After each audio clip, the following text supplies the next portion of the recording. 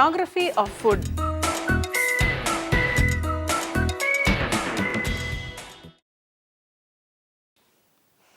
Around 10 to 12,000 years ago, humans began to domesticate plants and animals for food. Before the first agricultural revolution, people relied on hunting and gathering to obtain food supplies. While there are still groups of hunters and gatherers in the world, most societies have switched to agriculture. The beginnings of agriculture did not just occur in one place but appeared almost simultaneously around the world. Agricultural revolution during 17th century increased efficiency of production as well as distribution, which allowed more people to move to the cities as the industrial revolution got underway. The 18th century's European colonies became sources of raw agricultural and mineral products for the industrializing nations. Farming in the 20th century has become highly technological in more developed nations with geographical technologies like GIS, GPS and remote sensing, while less developed nations continue with conventional practices. In this lesson, let us explore the sources of food based on the geography of a place and other aspects of food from the following headings: food sources, food system and nutrition, urban agriculture and food production, food patterns and consumption, food habit in India. Food sources. Agriculture uses about 1/3 of the land on the planet and occupies the lives of about 2.5 billion people. It is important to understand where our food comes from.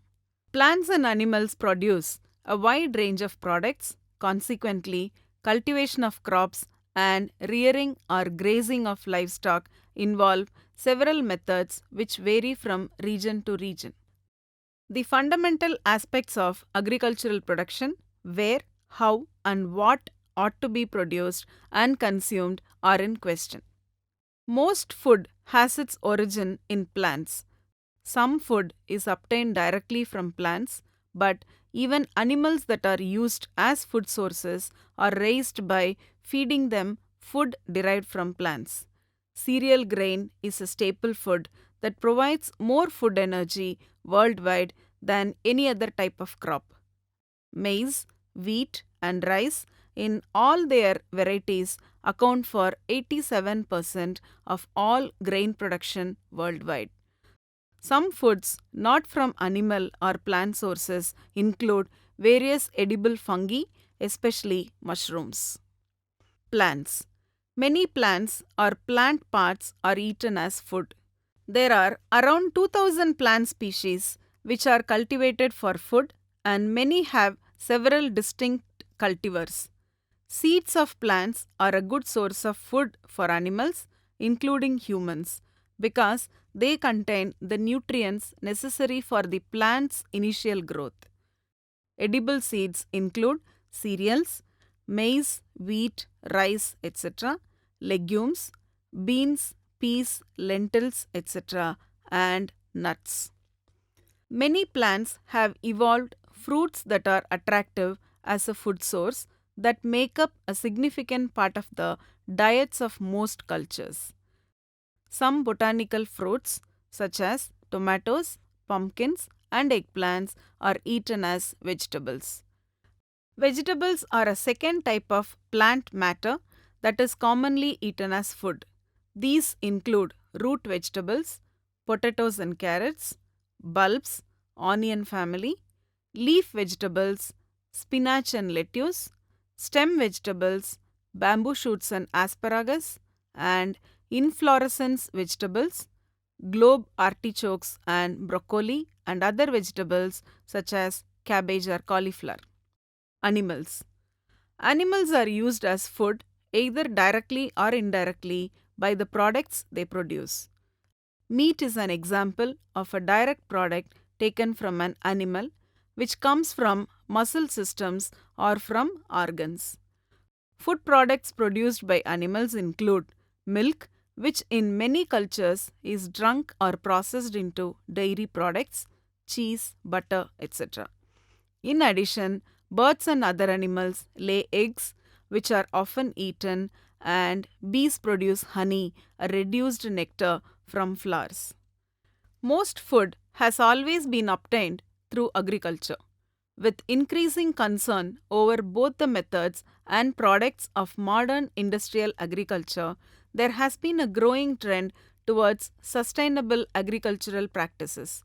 This approach, partly fueled by consumer demand, encourages biodiversity, local self reliance, and organic farming methods. Major influence on food production include international organizations. Several organizations have begun calling for a new kind of agriculture in which agroecosystems provide food and also support vital ecosystem services so that soil fertility and biodiversity are maintained rather than compromised.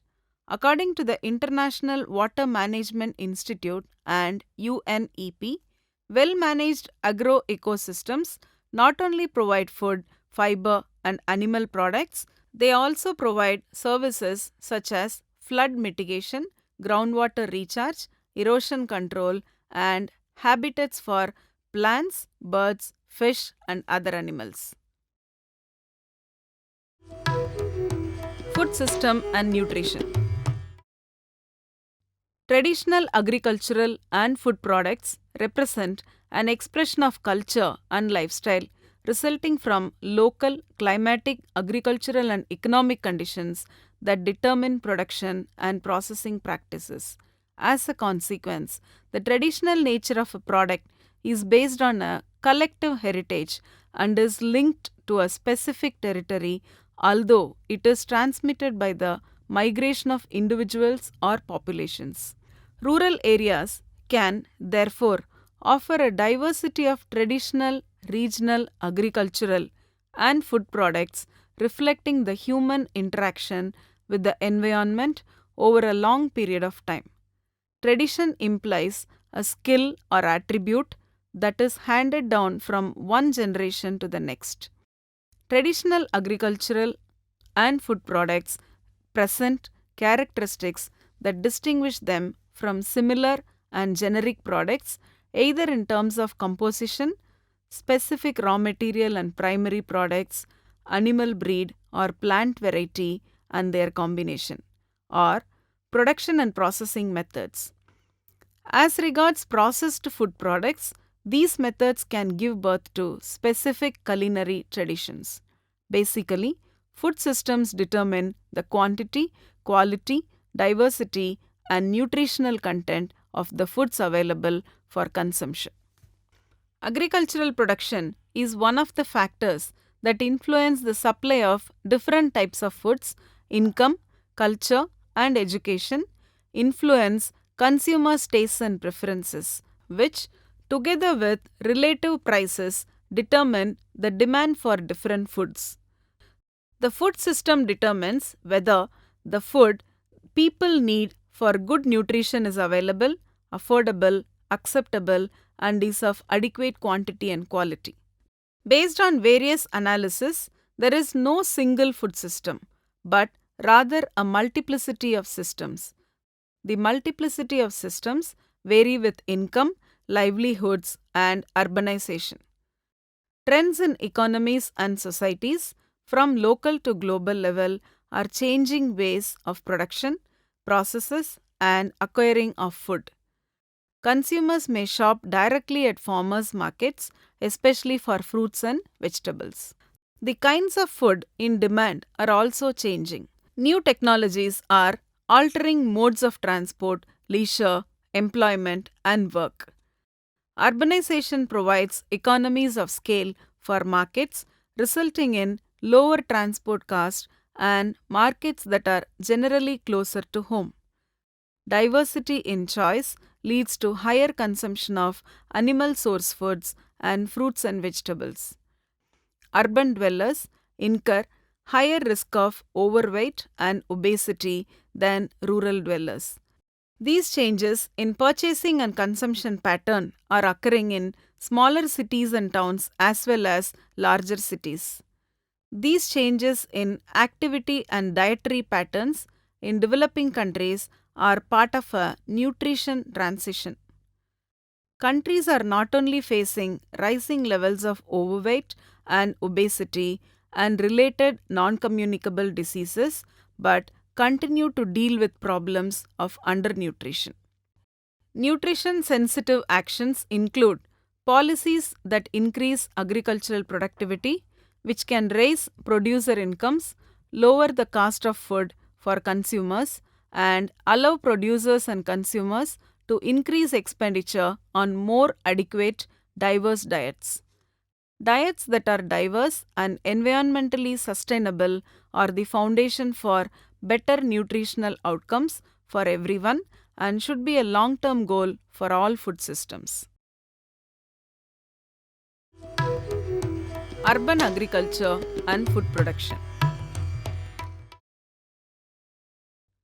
Urban agriculture may include different types of crops, grains, root crops, vegetables, mushrooms, fruits, or animals, poultry, rabbits, goats, sheep, cattle, pigs, guinea pigs, fish, etc., or combinations of these. Often, the more perishable and relatively high valued vegetables and animal products and byproducts are favored. Non food products include aromatic and medicinal herbs, ornamental plants, tree products, seed, wood, fuel, etc., tree seedlings, and so on. Production units in urban agriculture, in general, tend to be more specialized than rural enterprises, and exchanges take place across production units. Types of economic activities. Urban agriculture includes production activities as well as related processing and marketing activities, input production, services delivery, example, animal health services, by specialized micro enterprises or NGOs, etc. The interactions between these activities are also important. Chains, clusters. In urban agriculture, production and marketing and also processing tend to be more interrelated in terms of time and space than is the case for rural agriculture as a result of greater geographic proximity and quicker resource flow. Urban agriculture may take place in locations inside the cities, intra-urban, or in the peri-urban cities. The activities may take place on the homestead, on plot, or on land away from the residence of plot, on private land, owned or leased, or on public land, parks, conservation areas, along roads, streams, and railways, or semi public land, schoolyards, grounds of schools, and hospitals. For scales of production and technology used in the city, we may encounter individual or family farms, group or cooperative farms and enterprises, micro, small, and medium sized enterprises, as well as large scale undertakings. The technological level of the majority of urban agriculture enterprises in developing countries is still rather low. However, the tendency is towards more technically advanced and intensive agriculture, and various examples of such can be found in all cities. In most cities in developing countries, an important part of urban agricultural production is for domestic consumption, with surpluses being traded. However, the importance of market oriented urban agriculture, both in volume and economic value, should not be underestimated. Products are sold at the farm gate, from the cart in the same or other neighborhoods, in local shops, on local farmers' markets, or to intermediaries and supermarkets, mainly Fresh products are sold, but part of these are processed for own use, cooked and sold on the streets, or processed and packaged for sale to one of the outlets mentioned above. Urban agriculture forms an important component of the urban food system. The local production of food and associated local marketing of fresh and processed products by making food locally available and at lower prices, and by improving nutritional balance of the family diet. Creation of better conditions for peri-urban and urban families to produce and market vegetables, fruits, livestock products, and fish can positively affect the nutrition and health of vulnerable urban groups, especially in situations where women gain control over the destination of the produce and revenues from sales. Food production in the city is in many cases a response of the urban poor to inadequate, unreliable, and irregular access to food and the lack of purchasing power. Most cities in developing countries are not able to generate sufficient formal or informal income opportunities for the rapidly growing population. Food pattern and consumption. There are clear patterns of global food supply and consumption, and these patterns are linked together by the trade in foodstuffs. Agricultural goods are continually produced in some regions and sold in others. Indeed, food and other agricultural products are globalized commodities that are traded world over. The general pattern of food production and consumption is that much food is still produced and consumed locally, especially in poorer countries, or in the cases of richer countries, nationally produced and consumed, as has been the case for a long time. This is driven by specialization and the commercialization of agriculture. Within these fields, the goal is to maximize output by simplifying the process and using economies of scale. The need to raise income through export earnings has led to the commercialization and export of many crops from poorer nations, even if there are local food shortages. Food is traveling increasingly long distances as airplane, boat, and freight technology advances, together with improvements in storage and refrigeration techniques to maintain food fresh. Demand for non seasonal foodstuffs in richer nations is at record highs. Example: strawberries in the UK in winter flown in from Chile. But this is changing as people become aware of the impact of food miles. Many countries are net importers of food, that is, they do not produce enough food domestically, so have to import more than they export to cover the gap. Sub-Saharan Africa, where undernourishment is rife, also the case in the UK, are major importers of food as they produce less food. A clear pattern is observed in terms of population size and wealth of countries. Countries with vast human resources like China and India have agricultural output values in excess of $100 billion. The USA, Brazil, and the European Union, particularly France, have very large output value. This is largely due to the intensification of farming methods and large capital investments. Generally, there are clear patterns of food consumption. The richest nations consume the most kilocalories per day, from 2,600 up to 3,800, including North America, Europe, Australia, South Korea, Japan, and parts of South America. Large parts of Central Africa, Asia, and South America consume far fewer calories and can be said to be suffering from undernutrition, where people consume less than the United Nations Department for Health's recommended daily minimum totals at 1,940 kilocalories for women and 2,550 kilocalories for men. Diets vary widely from region to region as well. Whereas in Europe, A large percentage of our foodstuffs is made up of cereals, 25%, and meat, fish, eggs, milk, and cheese, another 25%.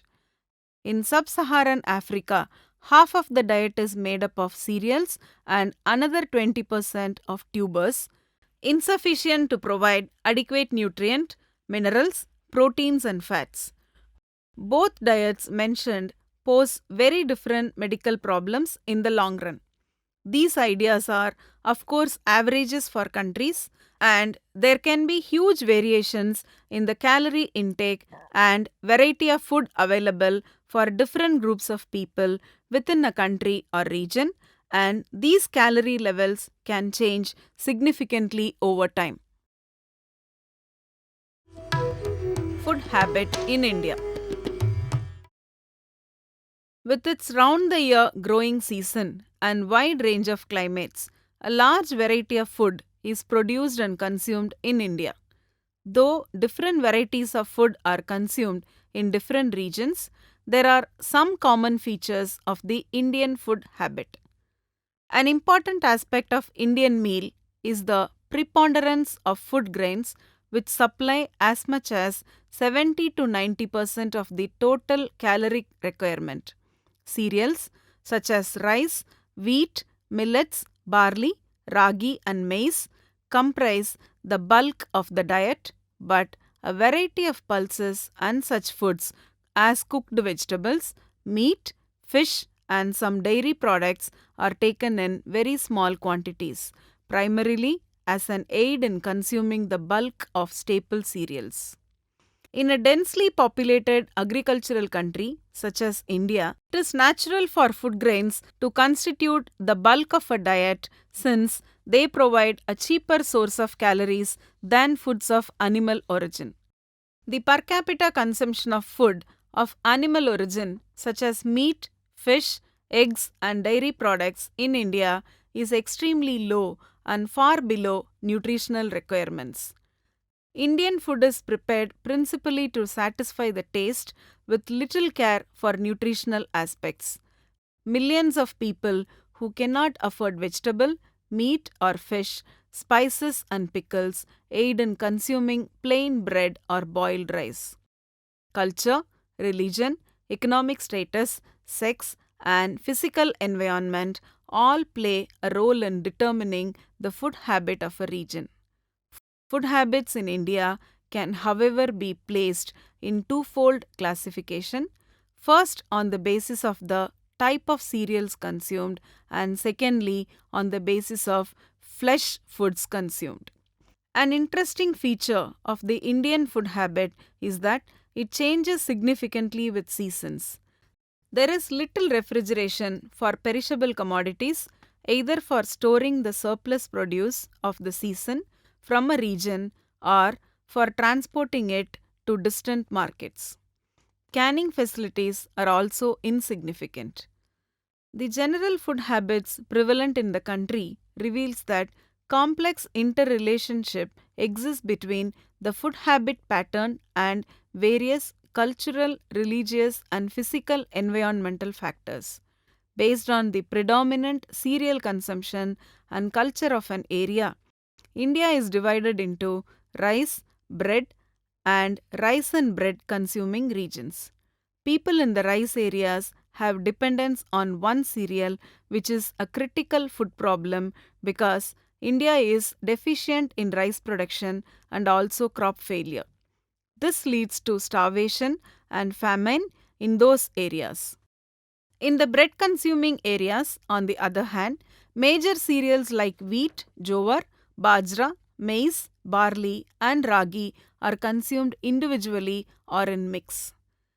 There are seasonal surpluses of some foods and plenty of edible green leaves rich in vitamins grow round the year, and yet few care to consume them. The consumption of mixed cereals, germinated pulses, more leafy vegetables, and some seasonal fruits may not involve extra expense for improved diets. Concerns about the impact of industrial farming, grains, on animal welfare, human health, and the environment are also having an effect on contemporary human dietary habits. This has led to the emergence of a movement with a preference for organic and local food. The geography of food looks at the global pattern of food production and consumption. It reveals a complex pattern of global connections. The geography of food shows a pattern that reflects the dominance of developed countries over developing countries. It reveals the deeply layered connection between food innovation, its production, transportation, retail and consumption, but hides the many environmental and human costs. It shows how agribusiness and supermarkets produce and import food for year-round consumption, but indirectly export drought, soil degradation, groundwater exploitation and human dislocation. It shows how developing countries can be both exporters of food yet importers of food aid. The geography of food reveals a paradox and hypocrisy and a power relation that profits the corporation to produce vast amounts of food that the poor and vulnerable will never see. Indian food encompasses a wide variety of regional cuisines native to India. Given the range of diversity in soil type, climate and occupation, these cuisines vary significantly from each other and use locally available spices, herbs, vegetables and fruits. Indian food is also heavily influenced by religious and cultural choices and traditions.